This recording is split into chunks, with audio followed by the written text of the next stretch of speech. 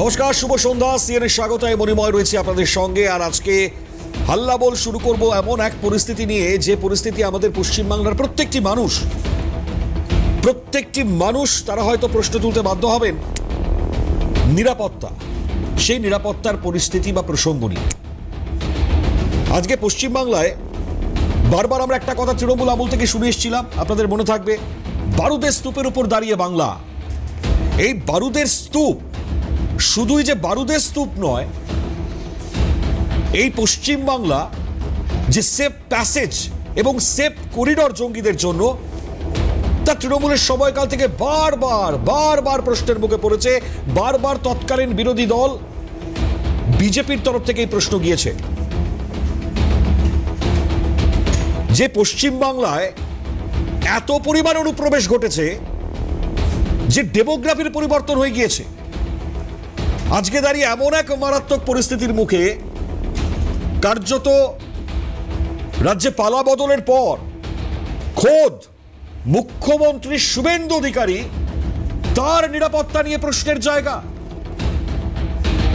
আপনারা জানেন, সকাল থেকে খবরের শিরোনামে দেখেছেন, কারণ যে জঙ্গি ইতিমধ্যেই গ্রেপ্তার হয়েছে, বেঙ্গল এসটিএফ এবং বর্ধমান পুলিশের হাতে ধরা পড়েছে, তারপর থেকে যে তথ্যগুলো সামনে আসছে তাতে একের পর এক চাঞ্চল্যকর বিষয়। এত তীক্ষ্ণ বুদ্ধি সম্পন্ন রোগা ব্যায়াম করা এক ছেলে, সে যে এরকম মারাত্মক হতে পারে। মানে একটা ছেলে গেঞ্জির কারখানায় কাজ করে, তার বাবার গেঞ্জির কারখানা, বাবুর, তার বাড়ি হাওড়ার পিলখানায়। সে যখন এই ভোটের সময় আবহ, তার সেই সময় থেকে দাঁড়িয়ে সে বর্ধমানে আসে, বসবাস শুরু করে। যেভাবে রেকি করা হয়েছে তা আটকে ওঠার মতন, চমকে উঠবার মতন। খোদ মুখ্যমন্ত্রী শুভেন্দু অধিকারী, যার নিরাপত্তা বেষ্টনী যথেষ্ট মারাত্মক, এই নিরাপত্তার বেষ্টনীকে কি করে রোখা যায়, কি করে তার পাশাপাশি যাওয়া যায়, তার জন্য যা যাবতীয় সমস্ত কিছু তা কিভাবে করতে হবে বা করতে হয়, তা অলরেডি ছক প্ল্যান কষা কমপ্লিট। মারাত্মক। ভাবুন একবার যে আমার আপনার বাড়ির সামনে জঙ্গি থাকছে। সেই জঙ্গি এতটা মাস্টার মাইন্ড যে পুলওয়ামা কাণ্ডের মাস্টার মাইন্ডের সঙ্গে সংযুক্ত পাক হ্যান্ডেলার এবং তার সঙ্গে যোগাযোগ স্থাপন করে রিক্রুটমেন্টের মতন কাজ করত। এবং এই জঙ্গি মুখ্যমন্ত্রী শুভেন্দু অধিকারী, তাকে মারবার ছক কষেছিল, প্ল্যান করেছিল। কেন? আমরা জানি রাজ্যে পালাবদল হবার পর থেকে এফেক্টটা কোন জায়গায় আপনারা দেখেছেন। যে অবস্থায়, যে শক্ত হাতে রাডিক্যাল ফোর্স, যার কথা বারবার উল্লেখিত, কারণ তৎকালীন মমতা বন্দ্যোপাধ্যায়ের সরকার নয়, তোষামোদের সরকার নয়, যারা সেই সময় অনুপ্রবেশকারীদেরকে সেফ প্যাসেজ করে দিয়েছিল, আজকে সেই অবস্থানে দাঁড়িয়ে তার তো খেসারত দিতে হবে। কিন্তু ঠিক এই জায়গায় দাঁড়িয়ে এটাকে রোকবার জন্য সবার আগে যেটা প্রধান এবং প্রথম কাজ, কারণ বাংলায় যখন বিজেপি তার সরকার নিয়ে আসবার প্রচেষ্টা করছিলেন, তখন বারবার তারা সাধারণ মানুষের সামনে একটা আর্জি রেখেছিলেন যে বাংলাকে সেভ করতে হবে, বাংলাকে সেই জায়গায় নিয়ে আসতে হবে।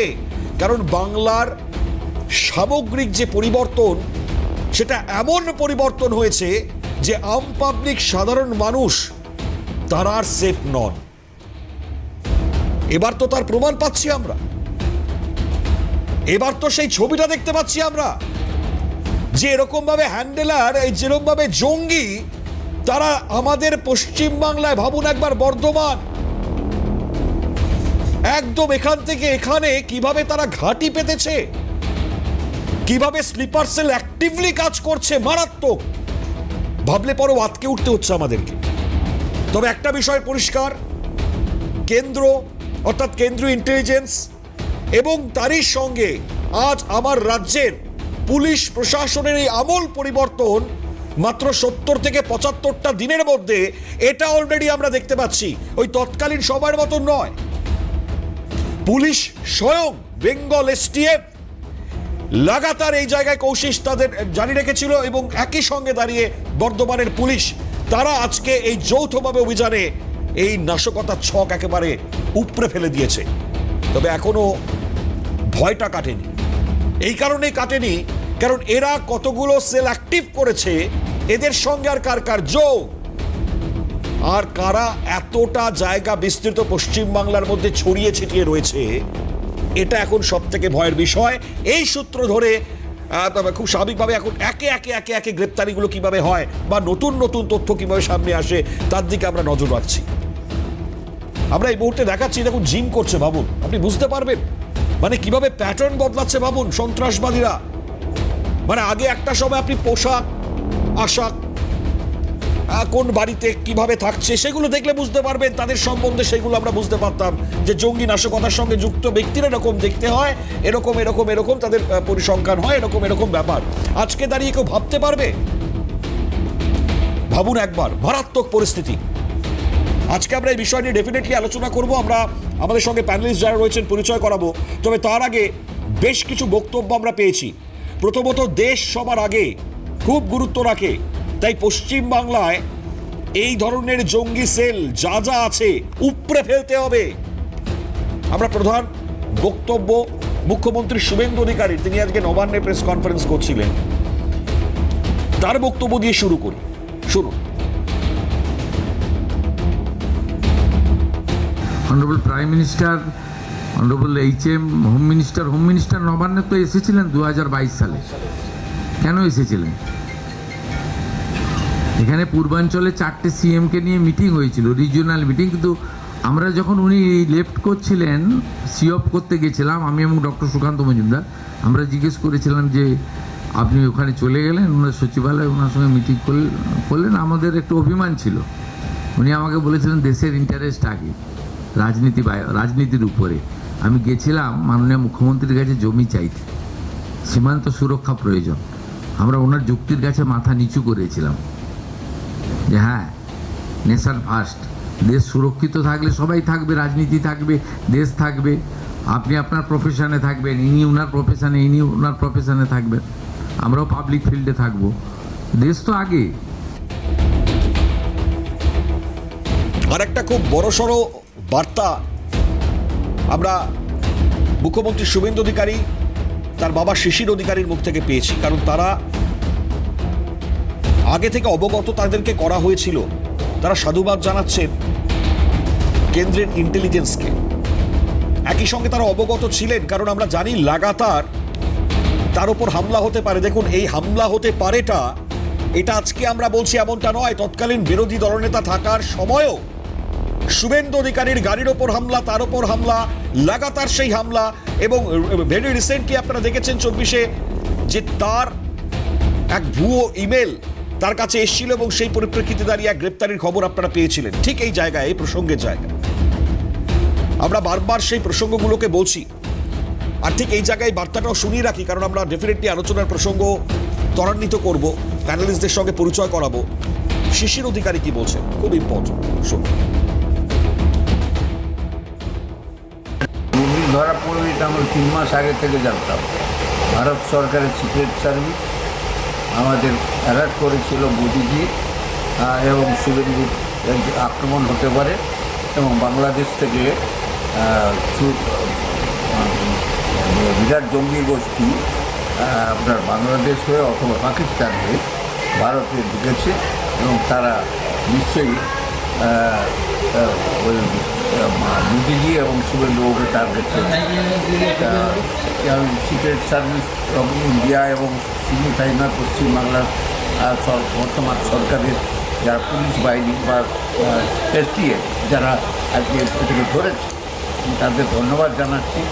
পুলিশকে কাজ করতে দিলে পশ্চিমবাংলা পুলিশ জানাব, আমরা মনে করি জানাব, এবং যথেষ্ট শক্তিশালী, তারা এসব জিনিসকে রুখে নিয়ে। আমরা তো উগ্র সাম্প্রদায়িকতাবাদী দল আছে, আর সবচেয়ে বেশি এখন ওয়ার্ল্ডে তো 1 নম্বর পপুলার লোক। ওয়ার্ল্ডের যা ওয়ার্ল্ড ম্যাগাজিন যা স্টাডি করে বলছে যে অনেক বেশি পপুলার লোক, এবং এই পপুলারিটিকে অনেকে সহ্য করতে পারছেন না। হতেও আরো একটা মারাত্মক, যেই হামিম সে নাকি মুখ্যমন্ত্রীর আরো কাছে আসবার জন্য, এটা আমরা সূত্র মারফত খবর পাচ্ছি, অনলাইনে সে নাকি সিআরপিএফ এর পোশাক অর্ডার করছিল, সেটার তোড়জোড় করছিল। এটা আমরা খবর পাচ্ছি এই মুহূর্তে দাঁড়িয়ে। ভাবুন একবার, মানে সম্পূর্ণভাবে রেকি করা যাকে বলে, কোনো জায়গা বাদ দেয়নি সে। নিউ টাউনে পর্যন্ত সেই জায়গায় কাছাকাছি আসবার জন্য এই ধরনের পোশাক অর্ডার করছিল সে। তাহলে পরে যে কি মারাত্মক পরিকল্পনা ছিল হয়তো বুঝতে আমাদের কারোরই অসুবিধে হচ্ছে। আমি আলোচনা শুরু করি, কারণ আমাদের সঙ্গে এই মুহূর্তে যারা উপস্থিত রয়েছেন একে একে অনেকের সঙ্গে পরিচয় করাবো। তবে এই মুহূর্তে আমাদের সঙ্গে দূরাভাষ থেকে রয়েছেন প্রাক্তন আইপিএস নজরুল ইসলাম। নজরুল সাহেবকে স্বাগত জানাই। আর খুব স্বাভাবিকভাবে আমি নজরুল সাহেবকে দিয়ে শুরু করি। আমি আরও অনেকেই রয়েছেন আজকে যারা আমাদের স্টুডিওতে উপস্থিত হবেন। এই মুহূর্তে উপস্থিত হয়েছেন মৃত্যুঞ্জয় পাল, তৃণমূল কংগ্রেস মুখপাত্র। মৃত্যুঞ্জয়কে স্বাগত। কিছুক্ষণের মধ্যে আরও ডেফিনেটলি অনেকের সঙ্গে পরিচয় করাবো। তবে আমি আপাততভাবে নজরুল সাহেবকে দিয়ে শুরু করি, কারণ আমরা মারাত্মক ওয়ারিড স্যার। আমি জানি না, একজন মুখ্যমন্ত্রীর ভাবুন একবার এই ধরনের যদি পরিস্থিতির সম্মুখীন হতে হয়। আমার বাংলা, আমি বারবার বলছি সেই তৃণমূল সময় থেকে যে অভিযোগটা বারবার লাগাতার এসছে, বাংলাদেশ পাকিস্তান থেকে লাগাতার অনুপ্রবেশ, আর সেই অনুপ্রবেশের জেরে বাংলার যেভাবে রুটিন ট্রানজিট করিডোর হয়ে উঠেছে এই জঙ্গিদের, এ তো মারাত্মক অবস্থা। কি বলবেন স্যার? দেখুন, ইতিহাস থেকে তো আমরা জানি যে ইন্দিরা গান্ধীকে হত্যা করা হয়েছিল, রাজীব গান্ধীকে হত্যা করা হয়েছিল। স্থান আলাদা এবং যারা হত্যা করেছিলেন তাদের পরিচয়ও আলাদা, কিন্তু একটা ব্যাপারে মিল আছে যে তারা কিছু উগ্র ধারণা দ্বারা পরিচালিত হতো। তো সেই রকম কোনো উগ্র ভাবধারার দ্বারা পরিচালিত হন এরকম কোনো ব্যক্তি যদি আমাদের এখানে আশ্রয় নেন এবং আমাদের মুখ্যমন্ত্রীকে হত্যা করার জন্য ষড়যন্ত্র করেন, তার জন্য কাজ চালিয়ে যান, তাহলে এটা নিঃসন্দেহে একটা আতঙ্কের ব্যাপার। কারণ এরকম একটা ঘটনা ঘটলে যে একটা আতঙ্কের পরিবেশ সৃষ্টি হবে, তাতে আইন মেনে কাজ কাম করার পক্ষে অসুবিধা হবে। তো সেই জন্য যারা এই খবরটা ওয়ার্কআউট করে ব্যক্তিটিকে ধরেছে, তো সেই পুলিশের লোকেরা আমি আশা করব যে পুরোপুরি তদন্ত করে কারা একে দিয়ে কাজ করাচ্ছিলেন, ইনি কাউকে কাজে নিযুক্ত করেছেন কিনা, কিভাবে তারা অর্থ জোগাড় করছিলেন এবং কিভাবে তারা এই অর্থগুলোর প্রয়োগ করছিলেন, সেগুলো যদি বেরিয়ে আসে তাহলে আমাদের যে নিরাপত্তা বিঘ্নিত হওয়ার ব্যাপারে আমাদের প্রশাসন আরও ভালো ফলপ্রসূ পদক্ষেপ নিতে পারবে। আমি আশা করব আমাদের পুলিশের লোকেরা সেটা করতে সমর্থ হবে। ঠিক, চিন্তা মারাত্মক এবং এই চিন্তা লাগাতার বাড়ছে। তবে এই চিন্তাটা প্রশমনের জায়গায় এসছে, কারণ আমরা যখন থেকে দেখেছি রাষ্ট্রবিরোধী এবং জঙ্গি দমন নীতি, জিরো টলারেন্স এদের বিরুদ্ধে, যখন মুখ্যমন্ত্রী হয়ে আসার পরই শুভেন্দু অধিকারী তিনি স্বয়ং যখন এই বিষয়ে বারবার তার স্টেটমেন্ট দিয়েছেন, কাজ শুরু করেছেন, এটা হয়তো মারাত্মক এক অবস্থার মধ্যে পড়ে গিয়েছে। তাই যে জায়গায় দাঁড়িয়ে এই ধরনের জঙ্গিরা রয়েছে তারা হয়তো আর পার পাবে না। এটা একটা বড় মাথা ব্যথার কারণের জায়গা হয়তো হচ্ছে। আমি আমার সঙ্গে বিজেপি মুখপাত্র রাজশ্রী লাহিড়ী যোগ দিয়েছেন অনুষ্ঠানে। রাজশ্রীদাকেও স্বাগত জানিয়ে রাখি। মৃত্যুঞ্জয়দার কাছে আসবো, রাজশ্রীদার কাছেও আসবো, তবে তার আগে একটা সংক্ষিপ্ত বিরতি আমাকে নিতে হচ্ছে। বিরতির পর ফিরে আসছি ঠিক এই আলোচনায়, সঙ্গে থাকবে। তো পূর্ব ভারতে যেটা আমরা দেখতে পাচ্ছি যে বিস্তার করছিল তাদের জাল, এই সাজ্জাদ ভাট্টি, তাদের যে গোষ্ঠী, মানে মূলত এই হাবিব যাকে যে দায়িত্ব দেওয়া হয়েছিল সেটা হচ্ছে পূর্ব ভারতে জাল বিস্তার করবার জন্য, যেটা আমরা জানতে পাচ্ছি মগজ ধোলাই করা প্রথম জায়গা, পাশাপাশি সংগঠনের কাজ যেভাবে বিস্তার করতে হয় সেই দায়িত্ব দেওয়া হয়েছিল। কেউ এলে তাকে সমস্ত রকম সাহায্য করতে হবে, মানে ওই রিক্রুটমেন্ট আর কি, বুঝতে পারছেন তো। তো এখন প্রশ্ন হচ্ছে, আমি ডেফিনেটলি এই জায়গায় রাজস্বীদার কাছে আসতে হবে আমাকে। রাজস্বীদা, মানে আমি সেই তৃণমূল সরকারের আমলকে টানতেই হবে, কারণ এর সুড়ঙ্গটা ছাড়া তো আর হচ্ছে না। এই সুড়ঙ্গ ধরেই কি বর্ধমান থেকে নিউ টাউন, মানে সন্ত্রাসবাদীদের করিডোর হয়ে উঠছে পশ্চিমবাংলা। না, এটা শুধুমাত্র তৃণমূলকে টানলে পরেই হবে না, এটা তৃণমূল ছাড়া এটা ফেরত যেতে হবে 2000 সালে। আচ্ছা, 2000 থেকে যে বাংলাদেশ বেস মিলিটেন্টস উত্তর 24 পরগনা মুর্শিদাবাদ টেরার মডিউল খুঁজে পাওয়া গেল হচ্ছে পশ্চিমবঙ্গকে এক্সিট রুট হিসেবে ব্যবহার করলো 2001 সালের পার্লামেন্ট অ্যাটাক যারা করলো, একদম। তাদের একটা বিরাট গোষ্ঠী পশ্চিমবঙ্গকে এক্সিট রুট হিসেবে ব্যবহার করলো পালিয়ে যাওয়ার জন্য। আমেরিকান সেন্টার আক্রমণ, এখানে কলকাতায় যে আসিফ রেজা কমান্ডো ফোর্স তার যে সাপোর্ট সেটা পশ্চিমবঙ্গ থেকে পাওয়া গেল। এটা কোন সাল? এটা 2002। 2003-এ হিজবুলের প্রচুর লজিস্টিক্স এবং রিক্রুটমেন্টের একটা ইনভলভমেন্ট পশ্চিমবঙ্গে পাওয়া গেল। এরকম করতে করতে জেএমবি থেকে আরম্ভ করে একের পর এক করতে করতে 2011 সালে মমতা বন্দ্যোপাধ্যায় সরকার এলো। মানে আপনি বলছেন সেফ বর্ধমান প্যাসেজ থেকে সেফ করিডোর, বাম আমলে সেফ প্যাসেজ, একদম তৃণমূল আমলে সেফ করিডোর। সেই জায়গার দ্যাটস আ কন্টিনিউয়েশন। এবং এটা কিন্তু জাস্ট পাজলের একটা ছোট্ট জায়গা আপনি এই মুহূর্তে আজকে পেয়েছে।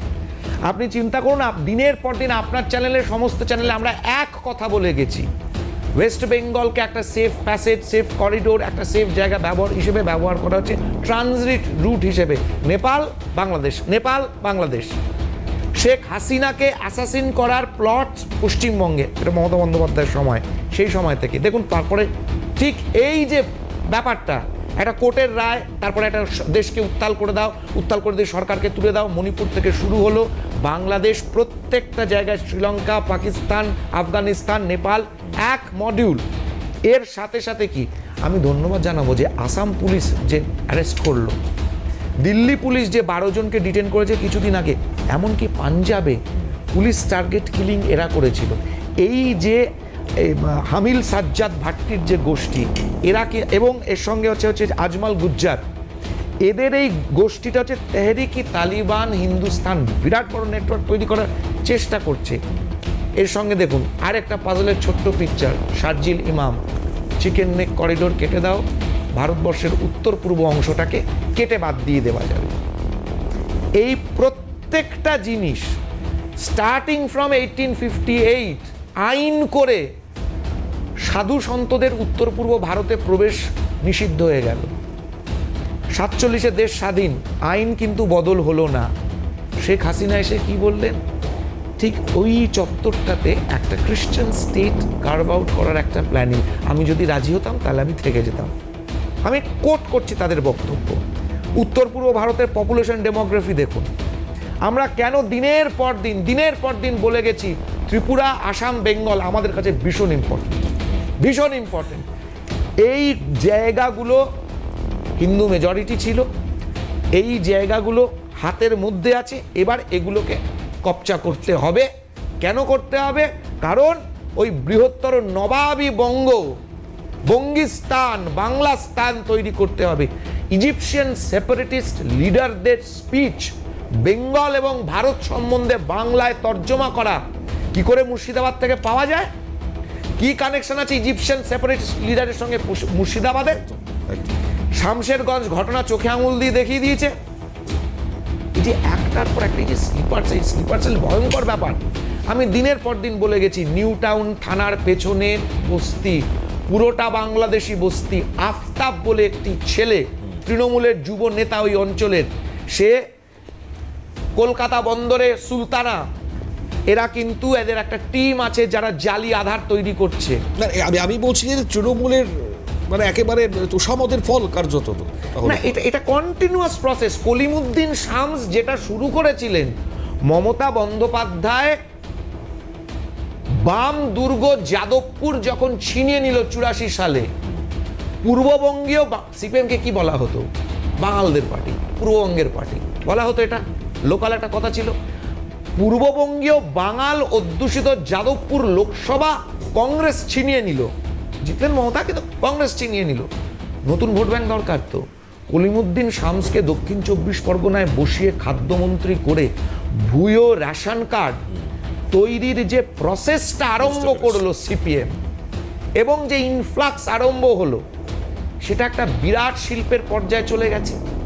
যে কারণে দিনের পর দিন আপনি কিছুদিন আগে মনে করুন তো, কোভিডের ঠিক পরপর সুভাষিস চক্রবর্তী তৃণমূলের রাজ্যসভার সাংসদ ছিলেন, তার স্ত্রী ওখানকার কাউন্সিলর, বেহালার একটি ওয়ার্ডে, সেই ওয়ার্ড থেকে জঙ্গি ধরা পড়লো। তো এই যে বিভিন্ন জায়গায় যে জঙ্গিরা ধরা পড়ছে, এবং পাকিস্তানি, বাংলাদেশি, তাদের আবার আধার কার্ড তৈরি হয়ে গেছে, তাদের ডমিসাইল সার্টিফিকেটটা কে দিল? পঞ্চায়েত থেকে পার্লামেন্ট তো আমাদের হাতে সব ছিল না। মৃত্যুঞ্জয়দা কি বলবেন? আমি বলছি তোষামদা রাজনীতির ফল আজকে এগুলো ভুগতে হচ্ছে আমাদেরকে। মনে হতেই পারে, করতেই পারেন। এখন তৃণমূল সরকার চলে যাওয়ার পরেও এই প্রশ্নটা করতে হবে 3 মাস পরে, সেটা নিয়েও কোনো সমস্যা নেই। আমাদের বক্তব্য হলো, দেখুন, ভারতবর্ষের পুলওয়ামা থেকে আরম্ভ করে পেহেলগাঁও বা তার আগেও আমরা মুম্বাই অ্যাটাক বা আরও যত ভারতবর্ষের অ্যাটাক হয়েছে, ভারতবর্ষের সাধারণ নাগরিক হিসাবে, আপনি রাজনৈতিক কর্মী ভুলে যান, একজন ভারতবর্ষের নাগরিক হিসাবে আমার মনে হয় না কোনো মানুষই চায় এই ধরনের অ্যাটাক হয়। তার মানে এই ধরনের অ্যাটাক তারপরেও হয়েছে। আমরা পুলওয়ামাতেও আমাদের জওয়ানদের শহীদ হতে হয়েছে, আবার পেহেলগাঁওতে সাধারণ মানুষদের শহীদ হতে হয়েছে।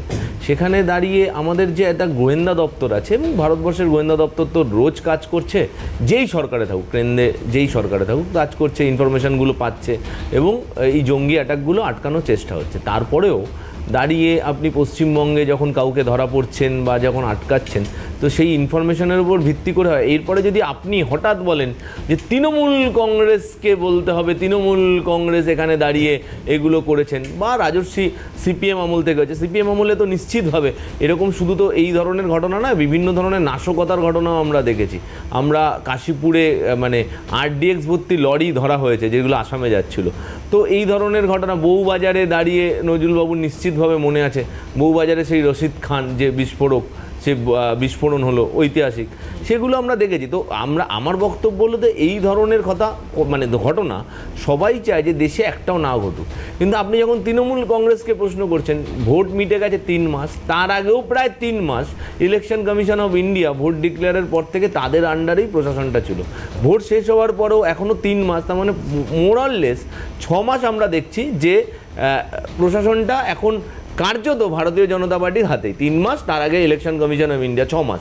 তারপরে ওই 6 মাসে যদি আপনি বলেন যে 6 মাস পরেও একটা ঘটনা ঘটছে, তারপরেও যদি আপনি বলেন যে এখানে তৃণমূল কংগ্রেসকে প্রশ্ন করতে হবে, তৃণমূল কংগ্রেসকেই উত্তর দিতে হবে, তাহলে আপনাকে এই প্রশ্ন, আপনাকে কি তৃণমূল কংগ্রেসের একজন প্রতিনিধি হিসাবে আমি কি উত্তর দিতে পারি হাসা ছাড়া? এক। দ্বিতীয় কথা হলো, দেখুন, ভারতবর্ষ প্রায় 15,000 কিলোমিটার আমরা আমাদের পার্শ্ববর্তী রাষ্ট্রগুলোর সাথে আমরা বর্ডার শেয়ার করে থাকি। তাহলে সেখানে এই 15,000 কিলোমিটারের মধ্যে আনফেন্সিং দেওয়া বর্ডার এখনো অবধি শুধুমাত্র পশ্চিমবঙ্গ নয়, ভারতবর্ষের অন্যান্য। মমতা বন্দ্যোপাধ্যায় যখন ছিলেন তখন জমি দিচ্ছিলেন না। এইসব বাজে কথা নিত্যানন্দ রায় বলেছেন যে জমি দেওয়া হয়েছে, ফেন্সিংয়ের কাজ হচ্ছে। সংসদে দাঁড়িয়ে বলেছেন, আপনি নোট দেখে নেবেন। অনেক আগে, আমাদের সরকারের থাকাকালীন প্রায় 2 বছর আগে দেওয়া হয়েছে। আর আপনাকে আমি বলছি, 2024-এ দাঁড়িয়ে সংসদে দাঁড়িয়ে নিত্যানন্দ রায় বলেছেন, আমার বারবার বলছি, এবার কতটা দেওয়া হয়েছে কতটা দেওয়া হয়নি, মানে আমি বলছি দেওয়া হয়নি এটা বলবেন। আপনারা ভোটার কার্ড, আধার কার্ড বানিয়ে দিত তৃণমূল কংগ্রেসের অনেকে কর্মীরা, এটা ঠিক তো না? এই একদমই নয়। ক্যামেরার সামনে বলছেন একজন বারাসাতের নেত্রী। আচ্ছা, ভুলে গেলেন? আচ্ছা, আমার বক্তব্য হলো, আমাকে বলতে দিন, কেউ একটা যখন প্রসিডিওর, আপনি ভোটার কার্ড বা আধার কার্ড এগুলো আপনি যখন প্রশ্ন করছেন, তার মানে নিশ্চিত আপনি একজন মানে সাংবাদিক হিসাবে আপনার জানা আছে যে আধার কার্ডটাও যারা দেয় তারাও কেন্দ্রীয় সংস্থা, ভোটার কার্ডও দেয় ইলেকশন কমিশন অফ ইন্ডিয়া, সেটাও ভেরিফাই করে দেওয়ার দায়িত্বটা কিন্তু কেন্দ্রীয় সরকারের। এক, এটা কোনো রাজ্য সরকারের নয়। পশ্চিমবঙ্গ বাড়িতে যখন যাচ্ছেন ভেরিফিকেশন করতে কেন্দ্রের লোক আসছেন? না, আসছেন। আধার কার্ড কোন সংস্থা দেয়? কে আসছেন? আধার কার্ড কোন সংস্থা দেয়? আপনি আমায় বলতে পারছেন না। ভেরিফিকেশনের জন্য কে আসবে? ভেরিফিকেশন কারা করবে? কোন সংস্থা করে? আপনি বলুন। সরকারি কর্মচারী কারা? এটা কেন্দ্রীয় সরকারের দেওয়া, এজেন্সিকে দেওয়া। বলুন রাজস্বীদা, ইউআইডিআই এজেন্সিকে দেওয়া। না, রাজস্বী বলবে নিশ্চিতভাবে।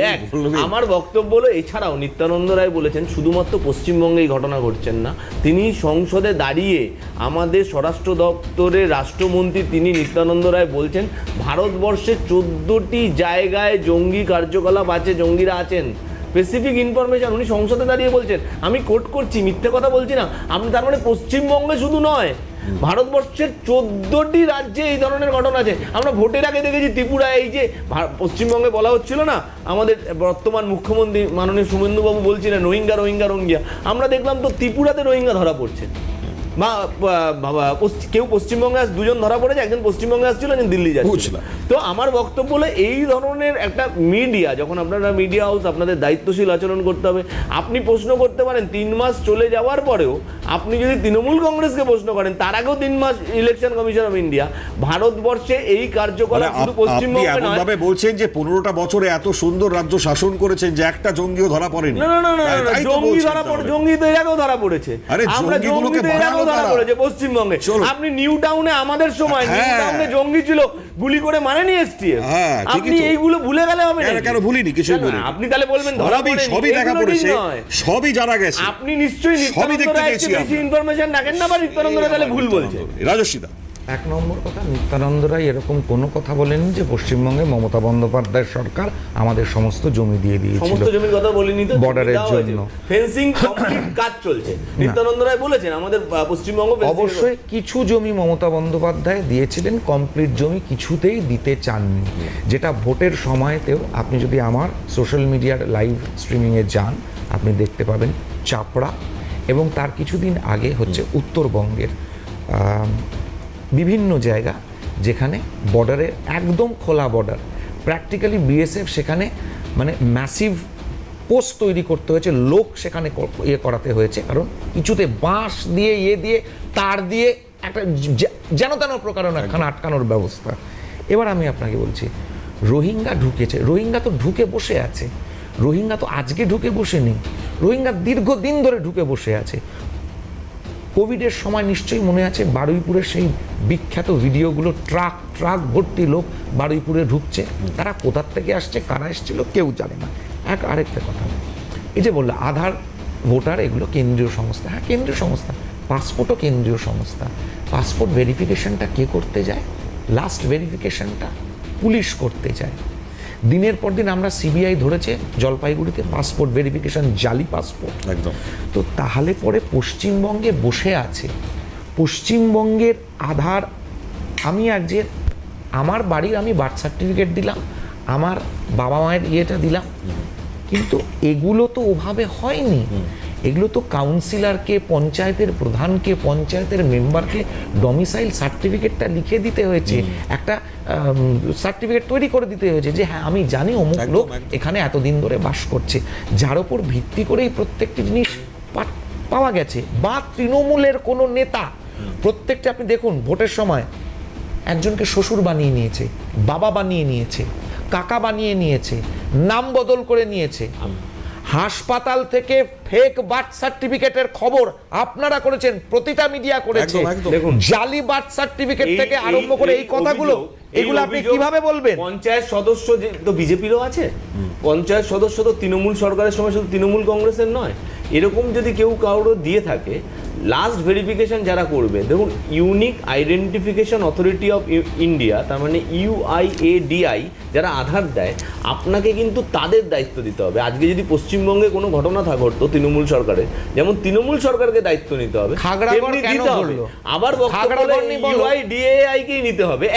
দ্বিতীয় কথা, যারা আবার কেন ঘটলো আমার ভারতবর্ষে, এবার যদি তুমি বলো খাগড়াগড় কেন ঘটেছে, কেন ঘটলো, পুলওয়ামা কেন ঘটলো, খাগড়াগড়ের কেন পুলওয়ামাতে তো বিজেপির অফিস ছিল না, খাগড়াগড়ে তো তোমাদের পার্টি অফিস ছিল, খাগড়াগড়ে তোমাদের পার্টি অফিস ছিল, মুর্শিদাবাদে মিষ্টির দোকান, মিষ্টির দোকানের পেছনে তোমাদের লোকের মিষ্টির দোকান, তার পেছনে পাকিস্তান থেকে জঙ্গিরা পেহেলগাঁও থেকে হেঁটে হেঁটে চলে আসলো। না তোমাদের বাড়ি দিয়ে গেছিল তো, তোমাদের বাড়ি দিয়ে খাইয়ে দিয়েছে, তোমাদের আরে তোমার জামাইয়া বাড়িতে যেতে পারে, তোমার মমতা ব্যানার্জির বাড়িতে লোক ঢুকে বসে আছে, সেগুলো ভুলে গেছো? এই ধরনের বক্তব্য দিয়ে কোনো বক্তব্য কিছু বলে নয়, তোমরা করেছো, তোমরা প্রত্যেকটা টাকার জন্য, মাল কামানোর জন্য পশ্চিমবঙ্গ ভারতবর্ষের সুরক্ষার সাথে তোমরা এই ধরনের করেছো। ভারতবর্ষের ইন্টেলিজেন্স ব্যর্থতার জন্য এই ভারতের ধরনের- ইন্টেলিজেন্স ব্যর্থতার জন্য এই তোমার ধরনের মমতা ঘটনা। ব্যানার্জি তো 2009 সালে ছিল বারবার ইউপিতে। হচ্ছে, কে কি করেছে? বারবার ইউপিতে হচ্ছে। ছিল না তোমার মমতা বলছি তো, ব্যানার্জি? বারবার হচ্ছে এই ধরনের ঘটনা। মমতা ব্যানার্জি ছিল তো ইউপিতে। তাই তো আমি বলেছি, আমার এখন তখন তুমি আটকাতে যদি পারেনি আমার কেন? দলকে অ্যাটাক করো, তুমি যদি আরে আমি দল তোমাকে- অ্যাটাক করার কি তুমি আছে? তো বারবার- তোমরা টাকার না, জন্য করো না। আমরা বারবার বলেছি। আফতাবকে নিউ টাউনে আফতাবকে তোমাদের যুবনেতা, আমাদের- তোমার যুবনেতা নিউ টাউনে বস্তিতে আফতাবকে স্বরাষ্ট্র দপ্তর, আমাদের স্বরাষ্ট্রমন্ত্রী এত অপদার্থ যে আফতাব বা যাই হোক, প্রত্যেকটা তারা জঙ্গি আটকাচ্ছে না। স্বরাষ্ট্রমন্ত্রী আচ্ছা, অপদার্থ। তাহলে অপদার্থ বলে লজ্জা কথা করে না, বলছে না। নির্লজ্জের মতন কথা বলো। নির্লজ্জের মতো কথা তোমরা বলছো। স্বরাষ্ট্রমন্ত্রী হারিয়ে দিয়ে চলে গেছে। স্বরাষ্ট্রমন্ত্রী- তোমার নেতার মুখে বড় বড় আচ্ছা, লেকচার আচ্ছা, মেরেছিল। হেরেছো তো তোমরা। ভারতবর্ষে আমরা হেরেছি তোমরা মানে- এত বছর ধরে হেরেছো, তাতে কি হয়েছে? নির্বাচনে জয় পরাজয় থাকবে। আবার নির্বাচনে জয় পরাজয় চারটের পরে দেখে নেব।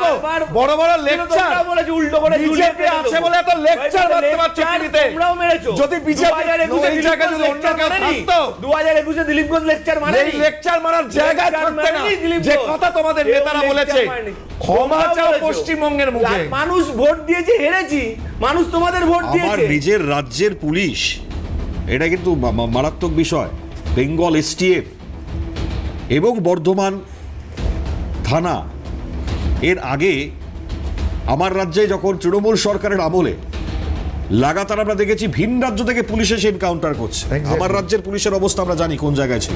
অস্বীকার করবেন কিনা আমি জানি না, মৃত্যুঞ্জয় ডেফিনেটলি আমাদের রাজ্যের পুলিশ আমি আসছি, উত্তরপ্রদেশ আসছি। থেকে গিয়ে উত্তরপ্রদেশ থেকে আমি আরেকটা কোট করছি। গিয়ে ধরে বেশ, বেশ, নিয়ে বেশ, আমি আরেকটা কোট করছি। আরে একাধিকবার উত্তরপ্রদেশ থেকে ধরে নিয়ে এসেছে হচ্ছে Exactly. আমাদের ওই Exactly. কে কার বিরুদ্ধে ফেসবুকে কি লিখেছে তাই। ফেসবুকে শুধু তাই। এইসব। এরপর কথা আমি বাড়িয়ে লাভ একটা নেই, আমি এটা জাস্ট বলে দিলাম। একটা point আমি শুধু add করে আসছি, একটা দিচ্ছি। বিরতি নেব, একটা সংক্ষিপ্ত বিরতি নেব।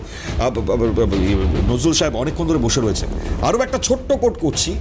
ওই বাংলাদেশ যখন খেলায় নেমেছিল, পশ্চিমবাংলা নাকি দখল করবে, সেখানে জঙ্গি ছাড়া পড়েছিল, তিনি মমতা বন্দ্যোপাধ্যায়ের নাম নিয়ে কোট করে বলছিলেন কথা, সবার মনে আছে সেটা।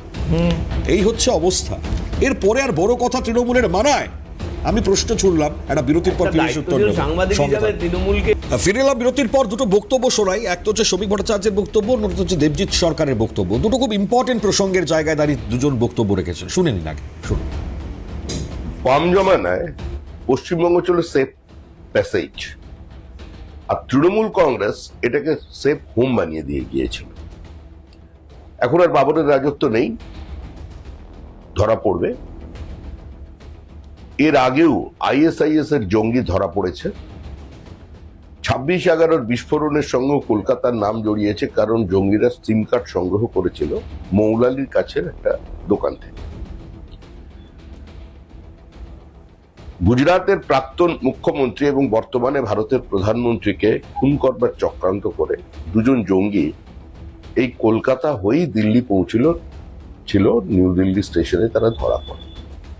আমরা দীর্ঘদিন ধরে দলের পক্ষ থেকে বলে এসেছি যে পশ্চিমবঙ্গের র্যাডিকালাইজেশন বাড়ছে এবং বাংলাদেশ সীমান্ত, সেখানে রাজনৈতিক ঐক্যমত্য না হওয়ার কারণে এবং কিছুটা সচেতনতার কারণে ব্লক ভোট তৈরি করতে গিয়ে আমরা এই সমূহ বিপদকে ডেকে আনছি।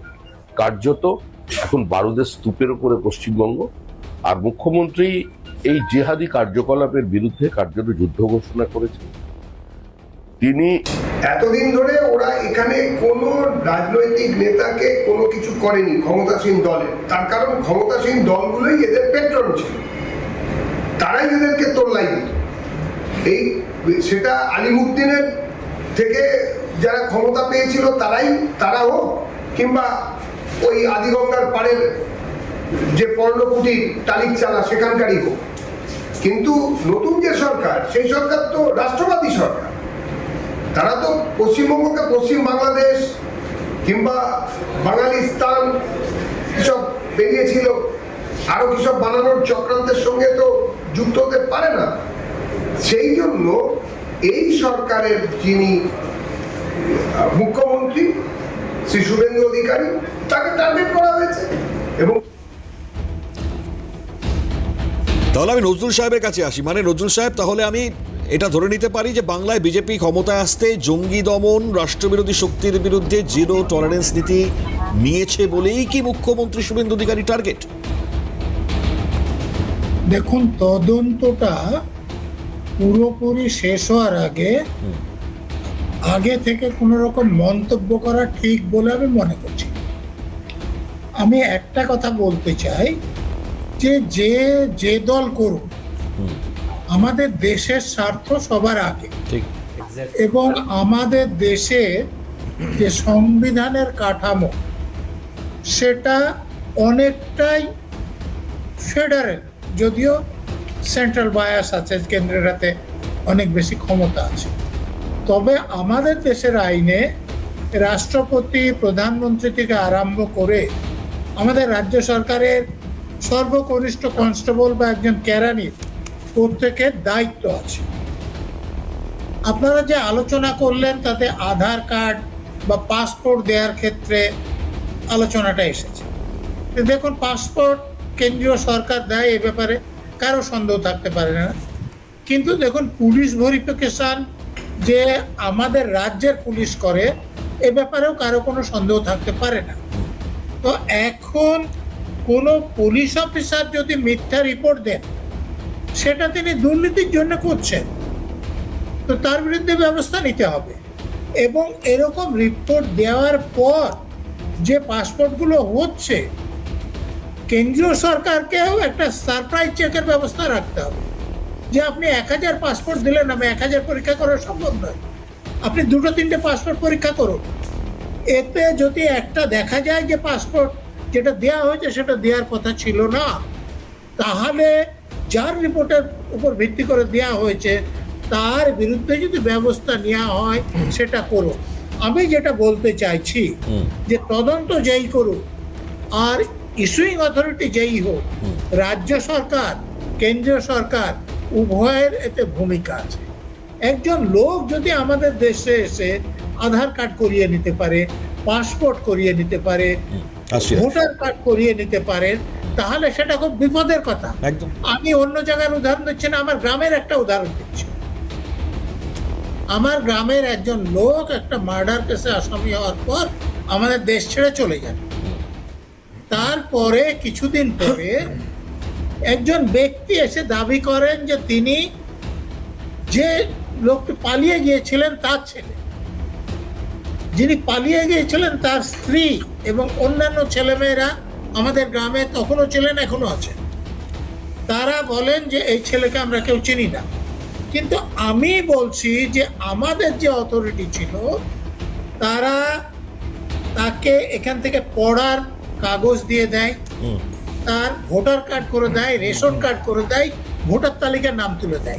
এবং এটা আমি চিঠি লিখে এসডিওকে পর্যন্ত জানিয়েছিলাম, যে ফুড অ্যান্ড সাপ্লাই ডিপার্টমেন্টের অফিসে জানিয়েছিলাম, আপনারা যদি চান আমার কাছে রিসিপ্ট আছে। ঠিক ঠিক ঠিক। তারপরেও তার নাম বাদ যায়নি। কিন্তু এখন কি হয়েছে আমি বলতে পারবো। তো আমাদের নেতারা যে এরকম অপরাধ করেন সে ব্যাপারে আমার কাছে একদম সরাসরি প্রমাণ আছে। আমি নিষেধ করব যে এরকম অপরাধ করে দেশের বিপদ বাড়াবেন। খুব খুব তাৎপর্যপূর্ণ। আমি রাজস্বী আসছি, আমাকে একটা বিরতি নিতে হবে মৃত্যুঞ্জয়দা, একটা সংক্ষিপ্ত বিরতি, কারণ আমাকে ঠিক এই জায়গা থেকে দাঁড়িয়ে আমি যাই না, এই বালি মাফিয়ার বাড়িতে টাকার পাহাড়ের ছবি তো আমরা দেখলাম, যার উপরে লুকআউট নোটিশ জারি হয়েছে টুলু মণ্ডল, এরা আবার এই সমস্ত অর্থফর্থ সাহায্য করতে কিনা এদেরকে, এটাও একটা মারাত্মক কনসার্নের জায়গা। এত টাকার পাহাড় আমার বাংলায় আমরা দেখতে পেলাম যে ধরনের ছবি। একটা বিরতির পর ফিরে এসে ঠিক এই জায়গায় আসবো, সঙ্গে থাকবে। হল্লা বউ কোড স্পন্সর্ড বাই সব চাষের বিরতির পর যেমনটা বলতে বলতে আমি বিরতিতে গিয়েছিলাম, তো আমি রাজস্বীদার কাছে আসি, অনেক ধরে হাত তুলেছেন, মৃত্যুঞ্জয় দাও বলবেন বলছিলেন, আমি দুজনের কাছে সংক্ষিপ্ত সময় দিচ্ছি প্রথম জায়গায়। হ্যাঁ, 2008 সালে এনআইএ প্রতিষ্ঠিত হয়, 2009 সালে এনআইএর প্রথম পুলিশ স্টেশন তৈরি হয়, 2011 সালে পশ্চিমবঙ্গে পালাবদল। বারংবার এনআইএর একটি পুলিশ স্টেশনের দাবি, তার জন্য জায়গা জমি বারংবার রাজ্য সরকারকে বলা হয়েছে, ঠিক 15 বছরে সেটা হয়নি। আজকে যখন আমি কথা বলছি 31শে জুলাই, আজকে গভর্নর সাহেবের অনুমোদনে সইতে এনআইএ প্রথম পশ্চিমবঙ্গ এনআইএ পুলিশ স্টেশন পেতে চলেছে নিউ টাউনে। কেন প্রয়োজনীয়তা? কারণ এনআইএ সংক্রান্ত কোনো এফআইআর রেজিস্টার করতে গেলে পশ্চিমবঙ্গে কিছু হলো, সেটা রেজিস্টার করতে দিল্লিতে যেতে হতো। দিল্লিতে এফআইআর রেজিস্টার করতে হবে, দিল্লি পশ্চিমবঙ্গকে পাঠানোর পর রাজ্য সরকার যদি মনে করত তারপর সেখানে নানান রকম ঢ্যানাই প্যানাই টানা হ্যাচড়া করে। তাহলে এখন যদি পশ্চিমবঙ্গে কোথাও কোনো কিছু ঘটনা ঘটে, এফআইআর করতে দিল্লিতে যেতে হবে না, এনআইএর এফআইআর করতে, দ্রুত তদন্ত প্রক্রিয়া, দ্রুত তদন্ত করবে। আর যে ছেলেটা এবং তার বাবা হাওড়ার পিলখানায় গেঞ্জি কারখানায় কাজ করত, গেঞ্জি কারখানায় ওদেরকে চাকরিটা দিল কে, কি সূত্রে, কি সোর্সে, এটা পুলিশকে বার করতে হবে। এবং ও যে আজকে বর্ধমানে রেনেসা ওই আবাসনের মধ্যে আছে, কার বাড়ি ভাড়ার ও নিয়েছিল, ওকে বাড়ি ভাড়াটা কে দিল, এই বাড়ি ভাড়া যারা দেয় এরা হচ্ছে স্লিপার সেল। শুধুমাত্র স্লিপার সেল মানে কিন্তু বাড়ির কাজের লোক বা ইয়ে নয়, ডাক্তার, প্রফেসর, ইঞ্জিনিয়ার, প্রচুর লোক কিন্তু এই স্লিপার সেলের মধ্যে থাকে। এটা নিশ্চয়ই নজরুলবাবু আছেন, নজরুলবাবু দেখেছেন বিভিন্ন সময় আমাদের, আপনি দেখেছেন দিল্লি ব্লাস্টের কথা, সেখানে কারা কারা নাম বেরিয়ে গেছে, প্রতিষ্ঠিত প্রথিত যশা ডাক্তার থেকে আরম্ভ করে ইঞ্জিনিয়ার সবাই বেরিয়ে গেছে, তাদের কেচ্ছা। সংক্ষিপ্ত আমি বুঝতে পারছি। দেখুন, আমি একটা জিনিস পরিষ্কার করে বলতে চাই, দেশের নিরাপত্তা সবার আগে। আমি শুরু করেছি এটা দিয়ে, এই প্রসঙ্গে আমি এই কথাটাই বলবো যে রাজনৈতিক দল যে দেখুক, যদি তৃণমূল কংগ্রেসের কোনো জনপ্রতিনিধি সে যে লেভেলের হোক, সে যদি কোনোভাবে কোনো জায়গায় যুক্ত থাকে, ভারতীয় জনতা পার্টি, সিপিএম, কংগ্রেস, আপনি ইরেসপেক্টিভ অফ পলিটিক্যাল পার্টিস, আমার মনে হয় এখানে দেশের নিরাপত্তার সাথে আগে অ্যারেস্ট করা উচিত, তার বিরুদ্ধে যা যা কেস দিয়ে অ্যারেস্ট করা উচিত। এক, দ্বিতীয় কথাটা দেখুন, আমি পুলওয়ামা বা পহেলগাঁও তো বলেছি, এই যে জঙ্গি ধরা পড়লো, যেটা জানতে পারছি তিনি কাশ্মীর থেকে এসেছেন, তাহলে কাশ্মীর থেকে পশ্চিমবঙ্গ আসার মধ্যে অনেকগুলো রাজ্যকে টপকে আসতে হয়, তাহলে তো আগেও অ্যারেস্ট করা যেত। এখন অ্যারেস্ট করা হয়েছে, খুব ভালো, অ্যারেস্ট তো করতেই হবে এদের, যেখানে যেখানে থাকবে। দেখুন, আমি আবারও বলছি যে এই সময় শুধু নরেন্দ্র মোদীর পিরিয়ডেও নয়, আমরা অটল বিহারী বাজপেয়ীর পিরিয়ডেও তো আমরা একের পর এক জঙ্গি হানা দেখেছি। মমতা সরকারের পিরিয়ড ছিল না, আমি বলছি যে অটল বিহারী বাজপেয়ী পার্লামেন্ট অ্যাটাক দেখেছি, আমরা অমরনাথে 105 জন পুণ্যার্থী যারা যাত্রী তাদের আমরা দেখেছি, তারা শহীদ হয়েছে। আমরা কালুচকে দেখেছি 2002 সালে, আমি বলছি মমতা বন্দ্যোপাধ্যায় এনডিএর ব্যাপার নয়, রাজশ্রী তুমি কথাটাকে ঘুরিয়ে দিলে চলবে না। আমি বলছি সরকারে যেই বন্দ্যোপাধ্যায় তখন বলেছিলেন বিজেপি থাকুক, এনডিএ থাকুক, আমার কথা হলো বাংলাদেশে কিভাবে আমাদের বর্ডার থাকতে পারবে কিনা। আমি রাজশ্রী, আমি এই কথাটা আবারও বলেছি যে আমরা বর্ডারটা আমরা পাকিস্তানের সাথে শেয়ার করি, আমরা শুধু বাংলাদেশের সাথে শেয়ার করি না, আমরা চীনের সাথে, আমরা চীনের সাথেও শেয়ার করি। কেন? আমার কথা হলো এই জঙ্গিয়ানা ভারতবর্ষে, তোমার বেলাতে আমি বলিনি, আমি বলি জঙ্গিয়ানা ভারতবর্ষে সব আমলে হয়েছে, আমরা চাই যে একটাও জঙ্গিয়ানা না হোক, তার জন্য যা যা ব্যবস্থা নেওয়া। আচ্ছা, বুঝতে পারলাম। এই টুলু মণ্ডল কে এতটা বড় করলো, আমার এটা প্রশ্ন। আমার এইটা এই কারণেই প্রশ্ন, কারণ মুখ্যমন্ত্রী বলে দিচ্ছেন স্বয়ং যে তৎকালীন মমতা বন্দ্যোপাধ্যায়ের হাত ছাড়া এরা বড় হতে পারতো না। আমি একটু বক্তব্যটা শুনিয়ে রাখি, বলবেন মৃত্যুঞ্জয় দেব। সরকারের সাপোর্ট ছাড়া হতে পারে না, প্রাক্তন মুখ্যমন্ত্রী মমতা বন্দ্যোপাধ্যায়ের সাপোর্ট ছাড়া এটা হতে পারে না। এত বড় র্যাকেট, এত দিন ধরে সবাই ইনভলভ রয়েছে।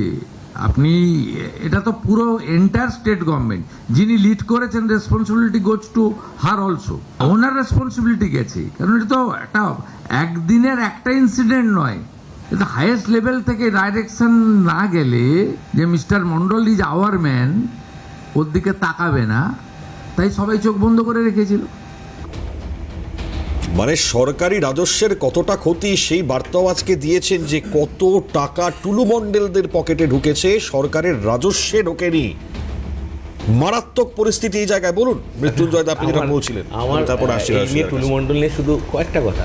প্রথম কথা হলো, আমাদের মুখ্যমন্ত্রী শুভেন্দু অধিকারী যে কথাটা বলছে সব প্রাক্তন মুখ্যমন্ত্রীর বিরুদ্ধে, মানে যে অভিযোগটা আনছে, তা ওনার কাছে যদি সরকার, পুলিশ ওনার কাছে যদি স্পেসিফিক কোনো অভিযোগ থাকে, তাহলে উনি তো এখন বলতেই পারেন, তার তথ্য সামনে আনুক। এক, দ্বিতীয় কথা, কারণ আমরা এই বিধানসভাতেও দেখেছি যে তারাতলার ঘটনার পরে উনি প্রাক্তন মেয়রের মানে সই করা দেখালেন, তারপরে আর কিছু হলো না। উনি জাভেদ খানের ছেলের আর বাবা মিলে 90খানা ইললিগাল প্রপার্টির কথা বলা হলো, কোনো ব্যবস্থা হলো না। টুলু মণ্ডলের যে মানে আগের সরকারের যদি দায় থাকে, 2020 সাল অবধি শুভেন্দু অধিকারী এখন মুখ্যমন্ত্রী, তখন তো উনি আমাদের মন্ত্রিসভায় ছিলেন, উনি 6-7খানা জেলার দায়িত্বে ছিলেন, দলের পদাধিকারী ছিলেন, তো উনিও তো, ওনাকেও তো রেসপন্সিবিলিটি নিতে হবে। যদি উনি আগের সরকারকে দায় দেন তাহলে সেই রেসপন্সিবিলিটি নিয়েছেন বলেই তো তিনি বলে দিতে আমি পারছেন আবার বলছি, টুলু responsibilities এর মণ্ডল জায়গা থেকে দাঁড়িয়ে। আমরা জানি বিশেষ কারো অনুগামী, বীরভূমের বিশেষ কারো অনুগামী। এই যে বিশেষ কারো অনুগামী, তাকে আজকে সে ভালো তৃণমূল বা চাটন বা বালিশ যাই আপনি বলুন, বা বিজেপি রাজস্বী, ডিটেনশন শেষ ক্যাম্পে করবো। আছেন, যার অনুগামী আমরা সবাই জানি, যারা পশ্চিমবঙ্গের রাজনৈতিক সচেতন মানুষ তারা জানে, তাকে কি ধরা হবে না তার তিনি এখন রাজস্বী। বালিশের দলে আছেন বলে তাকে ধরা? আমি একটা লাইন বলি, শেষ করতে হবে, আর একদম একটা লাইন সময় নেই। শেষ করছি। টুলু মণ্ডলের ফেসবুক প্রোফাইল, তার ছেলের ছবি দেওয়া, তাতে ফ্রেন্ড লিস্টে যে আছেন তার নাম হলো কৃষ্ণকান্ত সাহা। আমি যদি এটা দেখা যাচ্ছে কিনা জানি না, আমি প্রিন্ট আউট দিয়ে দেবো, লিঙ্কও আপনাকে পাঠিয়ে দেবো। কৃষ্ণকান্ত সাহা কে? তিনি বিজেপির বিধায়ক, তার ছবি ফ্রেন্ড লিস্ট এক। আমার প্রশ্ন হচ্ছে, আজকে ধরা পড়লো কেন? আপনারা কেন আপনাদের সময় যখন তৃণমূলের সরকার ছিল ধরতে পারলো না? তৃণমূলের মেয়ের বিয়েতে নাকি 100 কোটি টাকা খরচ হয়েছে, সেখানে দলমত নির্বিশেষে সমস্ত দলের রাজনৈতিক নেতারা উপস্থিত ছিল। এখন যে সাংসদ আছেন বিজেপির আশ্রয় এনডিএতে তারা ছিলেন, সাংবাদিকরা ছিল 100 উপরে। কথা হচ্ছে টুলু মণ্ডল নামটা, পুরো নামটা বলা উচিত মোহাম্মদ নাজিবউদ্দিন। দ্বিতীয় কথা হচ্ছে, দেখুন ফ্রেন্ড রিকোয়েস্ট সোশ্যাল মিডিয়া, ফেসবুকের ফ্রেন্ড লিস্টে আমার পুরনো আগের প্রোফাইলটা, যেটা পশ্চিমবঙ্গ সরকারের মমতা বন্দ্যোপাধ্যায় সরকার বন্ধ করে দিয়েছিল, সেখানে আব্দুল মান্নানও আছেন, সেখানে সুজন চক্রবর্তীও আছেন, কুণাল ঘোষও ছিলেন। তো সেখানে কার ফেসবুকে কে আছে না আছে সেটা দেখে সেটা ব্যাপার নয়, সেটা থাকে সব অনেকেই। তো এবার ব্যাপার যেটা হচ্ছে, টুলু মণ্ডল 28 কিলো সোনা, টাকা আর 15 কিলো সোনা কিভাবে করলেন এইটুকু শুধু বলে দিন, ব্যাস, তাহলেই হবে। কার দায় কি বৃত্তান্ত সব ঠিক আছে। কোন মন্ত্র বলে কোন মাগুর মাছের কোন মাগুর মাছ আমরাও জানতে চাই, কারণ আরে বাবা তোমরা পার্থ চ্যাটার্জিটা জানো না? আরে দিতে পারোনি, বেড়ে আছে, কেস তো হয়নি। সাজা দাও। তার মানে তুমি আমরা তো চাই করেনি, চুরি করেছে? না আমরা বলছি করেছে, আর যদি চুরি করেছে হ্যাঁ কি না? এখনো বলছি প্রমাণ চুরি করেছে, সাজাটাকে দেবে। আরে বাবা টাকা পাওয়া গেছে তো, টাকার কাছে আছে, কেস কোর্টের কাছে আছে, কেস কোর্টের কাছে, কেস কোর্টের কাছে আছে, তদন্তকারী সংস্থার কাছে আছে, তদন্তকারী সংস্থা, কেস কোর্টের কাছে আছে, টাকা পেয়ে টাকা পাওয়া গেছে, টাকার সোর্সটা কি? তদন্তকারী সংস্থা, টাকাটা পাওয়া গেছে তো, টাকা পাওয়া গেছে তো, কুণাল ঘোষ টাকা দিয়ে গেছে তো, ইডি থেকে জেলে খেটেছে তো, কেন 3.5 বছর জেল খাটলো কেন? আরে কুণাল কেন 3.5 বছর ছিল? কতগুলো টাকা নিয়েছে, কতগুলো টাকা ফেরত দিতে হয়েছে? কুণাল ঘোষ কত টাকা ফেরত দিয়েছে, কত টাকা ফেরত দিয়েছিল ইডিকে সেটা বলো। তুমি হয়তো জানো না, আরে 3.5 বছর জেল কেটেছে এমনি এমনি মামলাবাজি, একদমই মামলাবাজি, পার্থ চ্যাটার্জি মামলাবাজি, সেটাই তো আমরাও জানতে চাই। তৃণমূল আমলে এই মামলাবাজিটা কি করে তৈরি হলো, আর এই মামলাবাজিকে কি করে নিয়ে এগিয়ে গিয়েছিল তখন তৎকালীন তৃণমূল সরকার? ধন্যবাদ জানাতে হবে রাজস্বী দাকে, মৃত্যুঞ্জয় দাকে, নজরুল সাহেবকে। আমি আর সময় পাচ্ছি না, তাই এখানে আমাকে শেষ করতে হচ্ছে। অসংখ্য ধন্যবাদ আপনাদেরকে জানিয়ে শেষ করছি এখানে আপাতত এই অনুষ্ঠান। অন্যান্য সব খবরের জন্য আপনার নজর থাক সিএম।